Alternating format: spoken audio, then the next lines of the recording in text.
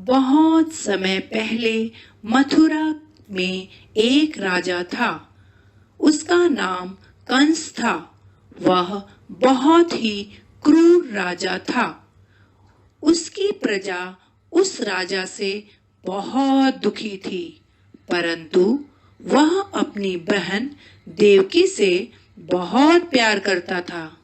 उसने अपने बहन की शादी बहुत ही धूमधाम से की और उसे ससुराल छोड़ने जा रहा था कि तभी आकाशवाणी हुई।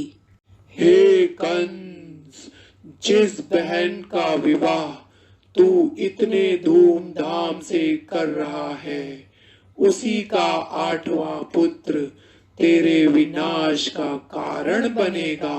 हा हा हा हा हा हा। इतना सुनकर कंस ने देवकी को मारने का प्रयत्न किया। तभी वासुदेव बोले, देवकी को मत मारो, मेरे जितने भी पुत्र होंगे मैं तुम्हें सौंप दूंगा। इतना सुनकर कंस ने देवकी और वासुदेव को कारागृह में डाल दिया। कुछ समय पश्चात कंस ने देवकी के 7 पुत्रों को बारी बारी से मार दिया।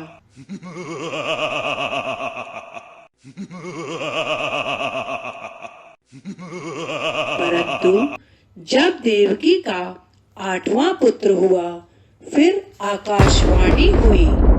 हे वासुदेव, तुम अपने पुत्र को यमुना पार शीघ्र से शीघ्र अपने मित्र नंद के घर छोड़ आओ और उनकी पुत्री को ले आओ शीघ्र ही। और चमत्कार हुआ।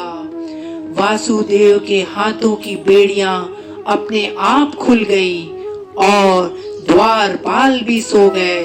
उन्होंने अपने पुत्र को उठाया और एक टोकरी में रखकर निकल पड़े। जब वासुदेव यमुना नदी में पहुंचे तो उनके चरण स्पर्श करके यमुना नदी शांत हो गई और शेषनाग ने बालक को बारिश से बचाया।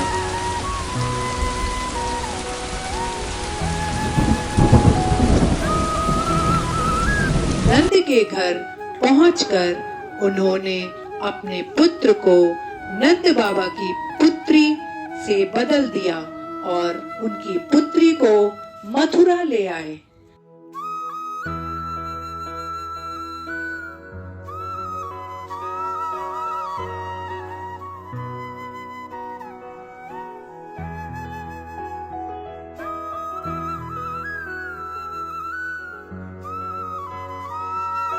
जैसे ही कंस को 8वें पुत्र की सूचना मिली, तभी वह बच्चे को मारने का प्रयत्न किया और कारागृह पहुंच गया। और जैसे ही उसने बच्चे को उठाया, वह बच्ची ने तुरंत ही माँ दुर्गा का रूप धारण कर लिया और बोली, हे कंस, तेरे काल का जन्म तो कब का हो चुका है। और यह बोलकर तुरंत ही वह कन्या अंतर्ध्यान हो गई। इसी प्रकार कृष्ण जी का जन्म हुआ और तभी से हम सभी कृष्ण जन्माष्टमी मनाते हैं। छोटी छोटी गैया छोटे छोटे ग्वाल, छोटी छोटी गैया छोटे छोटे ग्वाल, छोटो सो मेरो मदन गोपाल, छोटो सो मेरो मदन गोपाल। छोटी छोटी गैया छोटे छोटे ग्वाल, छोटी छोटी गैया छोटे छोटे ग्वाल, छोटो सो मेरो मदन गोपाल, छोटो सो मेरो मदन गोपाल। आगे आगे गैया पीछे पीछे ग्वाल, आगे आगे गैया पीछे पीछे ग्वाल, बीच में मेरो मदन गोपाल, बीच में मेरो मदन गोपाल। छोटी छोटी गैया छोटे छोटे ग्वाल, छोटी छोटी गैया छोटे छोटे ग्वाल।